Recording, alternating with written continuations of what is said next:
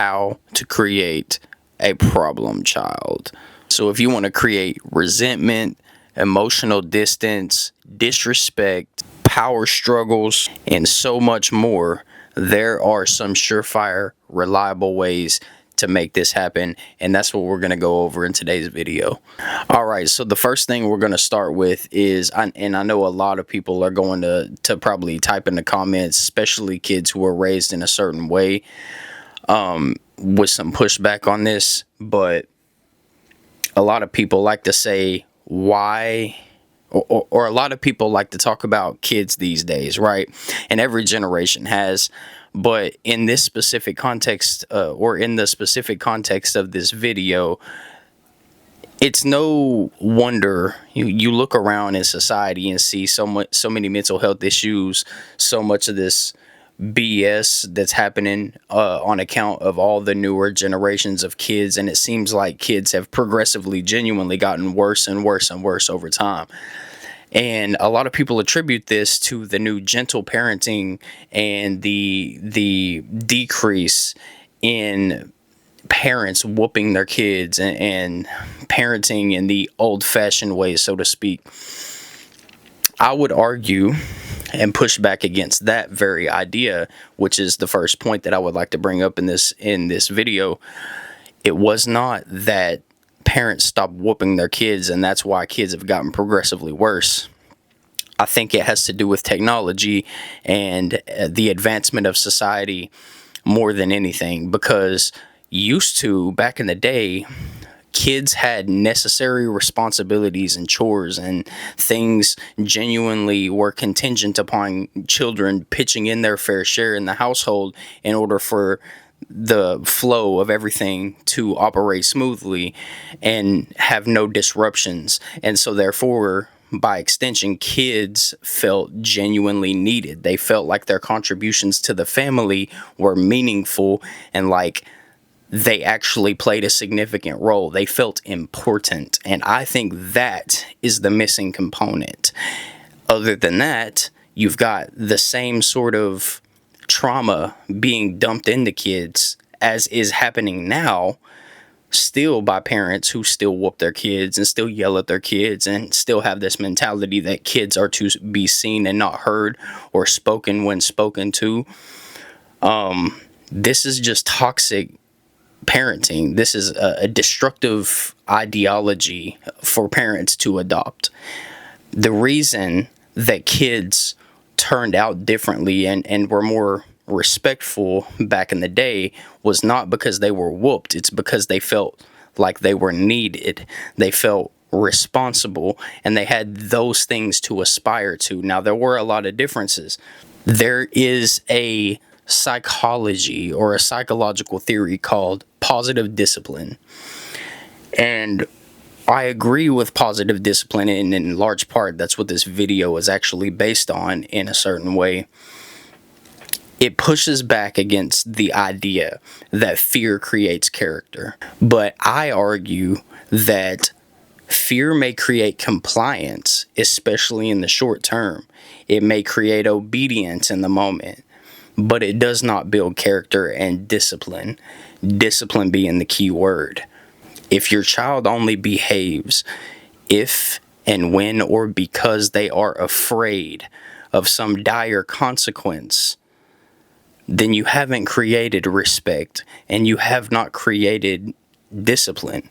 You've created tyranny and fear. Give your kid responsibilities and chores and make them feel like they are important and valued in the family unit and the family dynamic, and you will transform the way that your kid operates. But if you want your kid to turn out to be disrespectful and terrible and have no sense of responsibility or accountability at all, then one surefire way to do it is to make sure that they have zero responsibility at home. And this is our next point.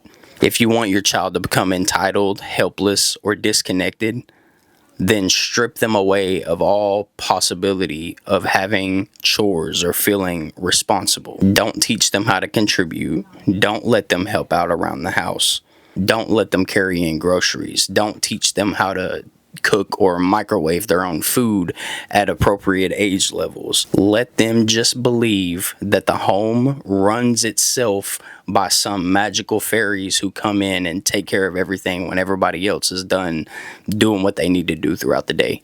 Kids who practice responsibility in the home actually turn out to be responsible by accident. Our next point, if you want to turn your kid into a terror, is to turn everything into a power struggle, right? If every interaction is just because I said so, if you're trying to constantly brush off your child's questions of why, and their genuine curiosity as a child, you're going to create more resistance than wisdom in that child. If you want your kid to turn out terrible, don't negotiate with them. I've seen so many short form videos on the internet, on Facebook in particular, of dads and sometimes moms, but mostly dads on there talking about you're not supposed to negotiate with your kids. You shouldn't be negotiating with a 9-year-old. They're 9 years old. You're a parent for a reason. There is some truth in this. But at the same time, if your kids have no say in the rules that they are governed by, it's going to feel to them like tyranny. They need some sort of say in what goes on and what rules are governing them on a day-to-day basis. And they also need an understanding, as much as they can understand at whatever developmental level they're at, of why these rules are in place. This doesn't mean to just let the kids control the house, however. If all you ever do is bark orders and command respect, then all they're ever going to hear is just power. Like, you do what I say, no questions asked. That's how they're going to receive it. So as a parent, our job is to look after our kids, take care of our kids, make sure they turn out well, make sure they are responsible, and they do embody these positive traits. But if we don't level with them to a certain degree in this way, they're not going to receive it in the way that we're hoping they will. And that's just a fact. So if you want your kid to turn out terrible, turn everything into a power struggle and never explain yourself to them. When discipline becomes domination, rebellion becomes more attractive. The next thing you should do if you want your kid to turn out terribly, don't teach them, just punish them. Punishment may stop behavior temporarily, but it will not create lasting discipline. You don't teach the skill that the child is missing by just whooping their ass and send them to their room. It doesn't work that way. If you really want a problem child, make sure that the consequences that you give them never actually teach them anything. Make sure it only hurts them. You also have to remember, especially when you're dealing with younger kids, like 5, 6 years old, around that range. Side note, ages 1 to 7 are the most critical for your child's development, psychologically speaking. They could typically carry age 1 to 7 programming throughout the rest of their life unless they consciously override it as an individual, just as a side note. But as I was saying, if you whoop your kid, their experience of that is pain and emotional turmoil, right? They're thinking, ow, that hurt, firstly, and they're also thinking, like, that hurt my feelings. Mommy just hit me. Daddy just hit me. That's the extent of the rationalization that you're going to get out of a 5-year-old if you've just struck them. If you just hit your kid, they're not going to be able to have the mental capacity and maturity that, by the way, a lot of adults don't even have, to sit there and rationalize through it like, oh, I just got my ass beat because I did X, Y, and Z, which was wrong because it could have been dangerous for me, or it could have put me in harm's way in a whole different way, or this is what's best for me. Like, they're not going to have the mental maturity to think in that way. How can you expect a 5-year-old or a 7-year-old to think in that way when most adults don't? You want a bad kid? Make sure you don't teach them what the skill was that was missing when they got in trouble. Make sure that you don't help them regulate emotionally. Don't let mistakes that they make become moments for opportunities of learning and education to grow. Make sure that you teach them that shame is the ultimate lesson when they get in trouble, that they need to feel shame in themselves. If you punish your kid, they become sneaky. But if you teach your kid, they become capable and well-rounded. The next thing you could do if you want a really bad kid is to just yell at them all the time. Yelling at your kid, and this is going to seem obvious once I say it, although it might strike a chord in some other people, yelling at your kid is the epitome of emotional dysregulation. And oftentimes the reason we're yelling at our kids is to try to get them to learn how to regulate their emotions. Think about that for a second. If you want a terrible kid, constantly yell at them and then punish them furthermore for not being able to regulate their own emotions when it comes to anger or sadness or anything else for that matter. One of the fastest ways to raise a reactive kid is to regulate them with your own reactivity. If you're volatile in the way that you discipline your kid, how in the hell can you expect them to regulate themselves? I've made this mistake already. I've made several of these mistakes as a father already, and my son's 5.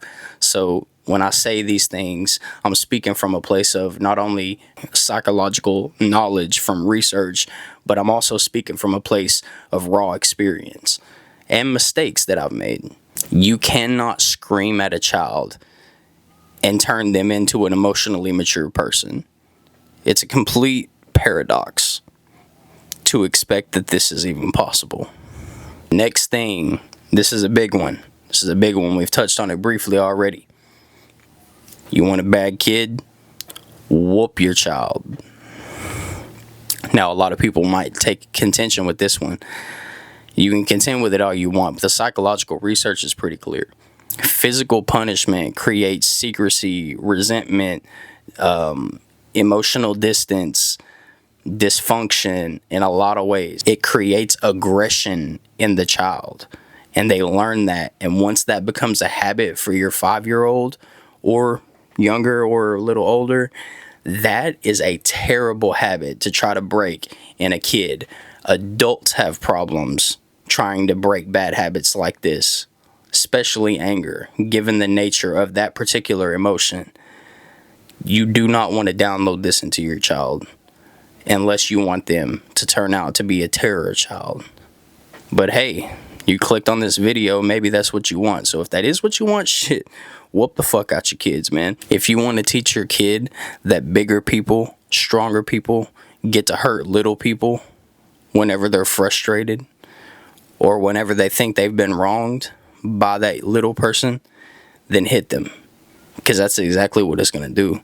And that's exactly what it's going to teach them. And a lot of these lessons won't even be cognizant, although some of them, and to some degree all of them, will be cognizant. Mostly, you're teaching these things subconsciously to your child. Your child is not realizing what's being downloaded into them, but that's precisely what's being downloaded into them. This might sound harsh, but unfortunately, it's the lesson that a lot of kids absorb as a consequence of parenting styles. This is not to say to just let your kid run all over you or to have no boundaries or to have no consequences. That's not the message here. You certainly should have boundaries. There certainly should be consequences, but they should be reasonable. If you strike your kid, you're no better than they are. You're no more mature than they are. This mentality that works, it doesn't work. It never has worked. It was only balanced, like I mentioned at the first part of this video. The best case scenario for your point of view, if you are one of these people that believes this way, is that they were balanced by the sense of responsibility that they felt, like they were an important member of the family and the family needed them in order to operate smoothly, balanced out the trauma that was dumped into them from the type of punishments that they went through. Hell, some of you are probably even kids that were raised this way and are thankful for it. But I would ask you, have you went to therapy? Have you undergone therapy? Have you actually tried to address yourself and the issues that you have? Because all of us have them. It's just a matter of degree. To what degree are your issues worse or not as bad as somebody else's? I would ask you if you've tried to regulate yourself or if you've tried to sort out your own issues, if you're one of these people, because there's some wisdom that you can find in doing so. And I don't think that you would be responding to this point in that way if you had already begun to go through some therapy. I was always given this analogy that when a kid touches a hot stove and that burns their hand, they learn not to touch it again because, ow, that shit's hot. And that was the analogy I was given to why whooping should be okay. And it made sense to me at the time. But that's a whole different scenario. We're talking about conscious agent dealing with a conscious agent. So, are you going to be the hot stove for your kid? Because I don't think that's good. Your kid can't trust and confide into a hot stove. First of all, it's not conscious. And if it was, that would make it even worse. So, your kid needs to be able to trust you and not fear you. Our next point, if you want to raise a terrible kid, disrespect their other parent. Ooh, big one. This one I've struggled with a lot with myself. I've still got a lot of trauma. I'm in therapy trying to sort out my own shit. This is one I've struggled with, especially when there's a lot of contentious, when there's a lot of problems between you and the other parent. This one can be particularly difficult. Make sure that you do everything you can to undermine the other parent. Look, at the end of the day, your kid is going to be learning more from the example that you set for them physically than they will from any of the words that you project onto them. And if you're raising a boy as a father or a girl as a woman or as a mom or any combination, how you treat the other parent in that dynamic is going to imprint upon them when it comes to how they treat their significant other as they grow older. This is a very, very critical point to absorb. Your child is going to pick up the relationship norms from within the household that they live in, or households if you're separated. And in which case, if that is what's best for your kid, then it's what's best for your kid. Only you and the mom or the dad, whichever you are, knows what's best for your kid at the end of the day. At least to some degree. There is a lot of psychological literature out there that suggests what is objectively best for your kid. But when it comes to the subjective things and the personality of your specific child and all those sorts of things, that's where it falls into your hands. But that dynamic of how you interact with the other parent is so critical, it cannot be overstated. So if you want to make sure your kid turns out terrible, then constantly talk over the other parent. Constantly mock the other parent, call them out of their names, dismiss their rules, and undermine the boundaries that they set and the things that they have in place for disciplinary structure regarding the child. Now, this can get a little bit slippery when talking about what is objectively good for the child if the other parent disagrees in terms of parenting philosophy. A lot of times one of them will be objectively right and the other one objectively wrong. And if you cannot breach that barrier to come to some common ground for the sake of the child, that is a very difficult situation that I've personally found myself in before already. So I understand how difficult that particular thing could be, but that is not a topic for this particular video. Perhaps I'll make another video in the future on that specific issue, but we won't spend much more time on that one for now. Just know that I see you and I understand. But ultimately, for this point that we're talking about now, Like, you want to create a bad kid, dismiss the rules and everything of the other parent and create division within the home or within that relationship with their parent, and they will pick up on it and emulate that. Promise you. The next thing, section 8 of the video, as I was saying earlier, this is the most critical part in my view. In a way. Depends on how you look at it. But if you don't want to create a good kid, in other words, if you want to create a terrible kid, don't work on yourself. Don't address your own issues. Don't go to therapy. Don't try to sort out the trauma that you've got and carried since your childhood. You want to create a bad kid, then be a bad person first. And they're sure to follow that example. This is probably one of the deepest parts of this video, just because everything else, to some extent, in a sense, flows from this point. You have to become who you are proud of. You have to become someone you could be proud of. You have to become someone you would want your child to emulate in order to be able to create the environment and the structures and the systems to put in place in order to make sure that your child turns out in a way that you actually can be proud of. And so this one is paramount in primis. If you want to create a problem child, never examine your own behavior. Never take accountability for when you're wrong, including in the context of with your child, because yes, adults can be wrong. Make it so that your child fears to even address you if they feel like they have been wronged or that you are in the wrong in a given scenario. Make your kid the entire issue. Parents often want better for their kids, like genuinely, they do want better for their kids, but what they don't realize is the energy, habits, tones, inconsistencies, or emotional wounds that they themselves are bringing into the home in the first place. Children do need correction, but many so-called problem children are actually just reacting to problem environments in the first place, problem modeling or problem relationships in the first place. Our next point, you want to raise a terrible kid, never spend much time with them. If you want your kid to seek attention in unhealthy ways, then make sure that they never get it in the healthy ways that you as a parent can take control of and offer for them.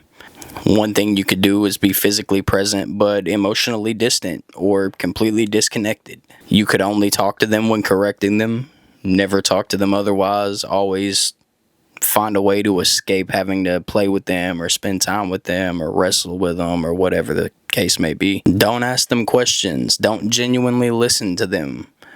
Don't try to explore their curiosity.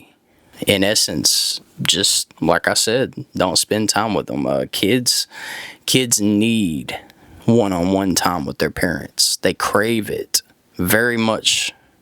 And if they don't get it, well, why do you think there's so many people nowadays who are obsessed with social media and always looking at how many likes their profile picture got and all of these other things like this? These things start in the home.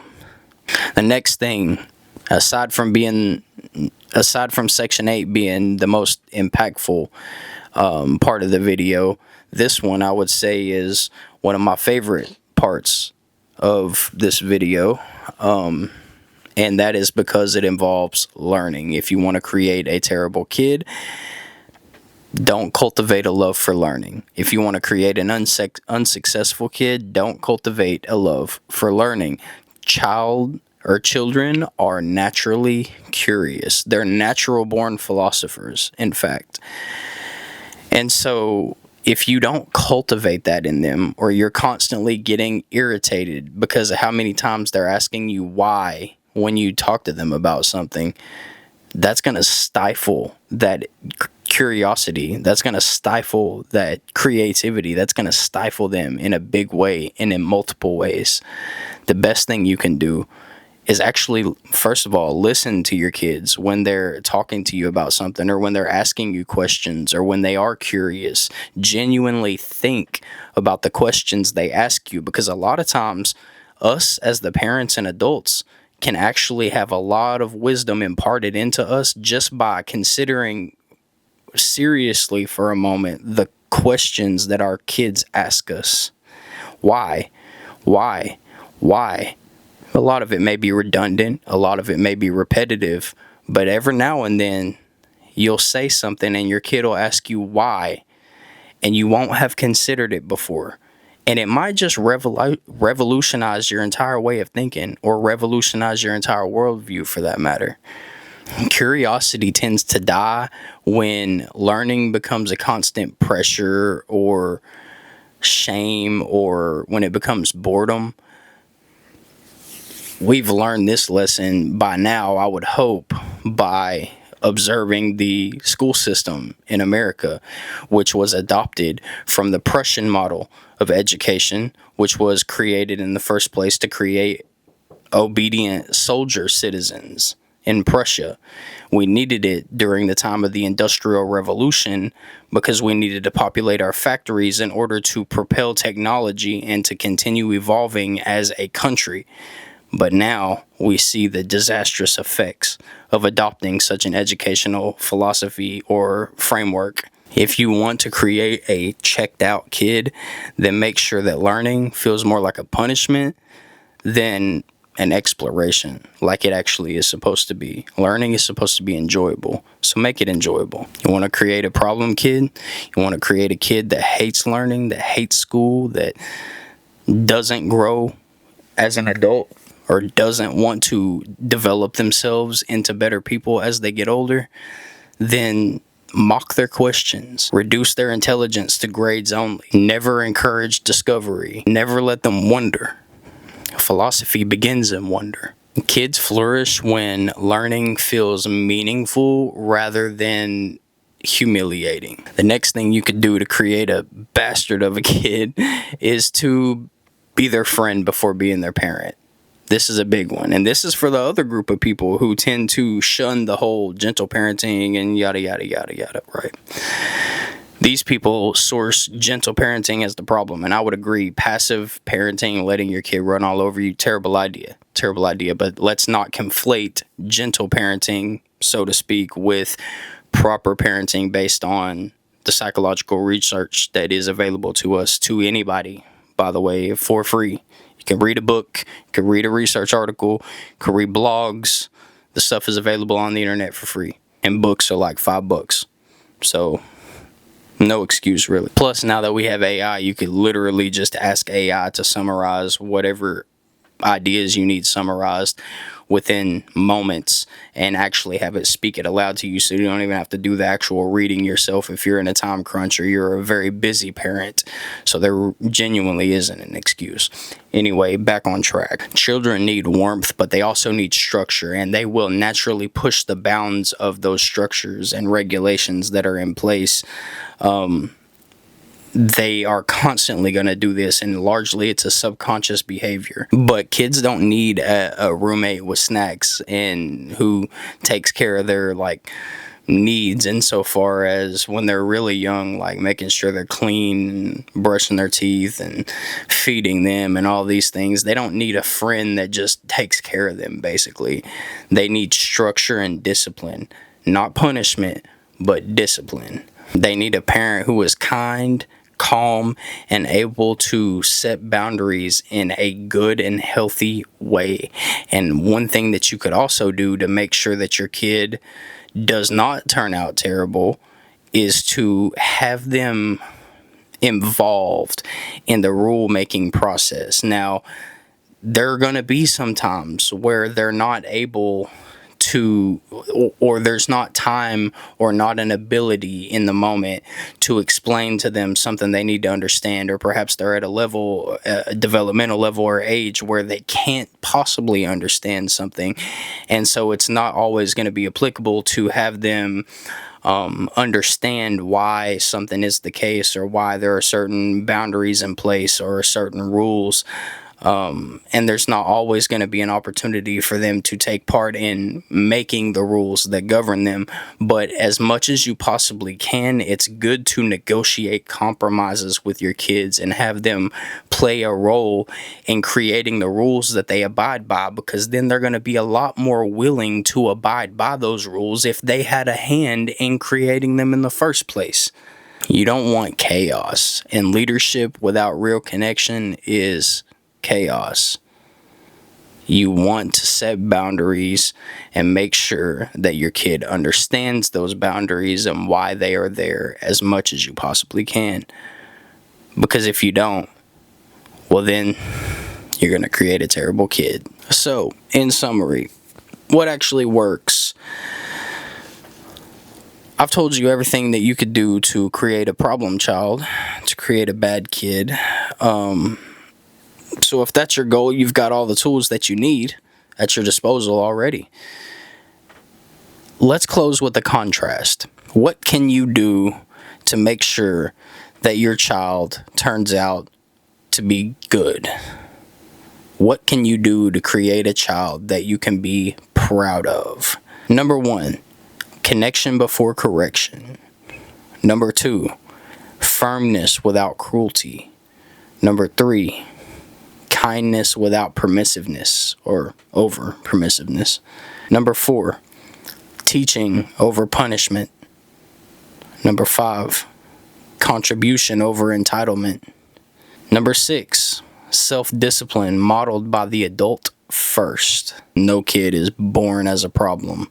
They're all shaped by patterns and environmental circumstances, and patterns can be changed. Like I said earlier, ages 1 to 7 is that sweet spot. So, if you really want to do your kid a favor and be proud of your child as they grow, then try to make sure as much as you possibly can to address all those behaviors and everything else. Make sure you get that programming right in ages up to 7 years old, because it's going to be a hell of a task for them to try to unravel all of that and override those systems as an adult. And they're already going to have a lot of shit, get themselves into a lot of shit along the way if they have to wait that long until they can address themselves in that way. So, anyways, I appreciate you guys for tapping in with me. This has been Kevin Hinchey, and thank you. I'll see you guys in the next video.